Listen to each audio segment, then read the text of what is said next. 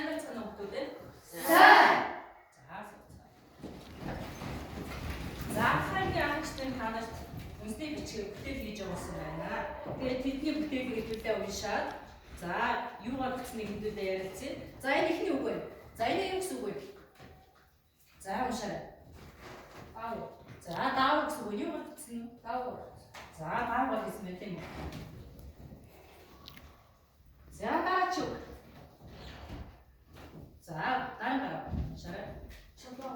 За чулуу гэдэг үгийг юу гэсэн юм шиг байна? Чулуу. За дач үг юм. За дараа чи уншаарай. Нас. За нас гэдэг үгийг нас.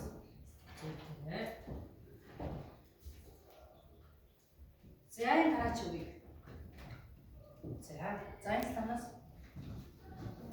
За бодоо юу гарцсан бэ? За гарцсан байх тийм үү? За сүүлч үг. Энийг юу гарцсан бэ? За цаасаар утсан байх тийм үү? За ингээ цаас. За цаас гэдэг үгийг цаасаар утсан байх тийм үү? За хүүд эдгээр үгсэд энэ үгтэй даав чулуу. За эдгээр үгсэд нийтлэг шинж ер нь юу вэ? Гараа өгөөд хариулаарай. Нийтлэг зүйл.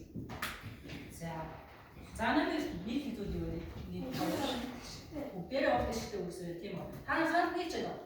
Нийлж байна. За жишээ нь одоо даав гэдэг утга шиг ямар утга шиг байх вэ?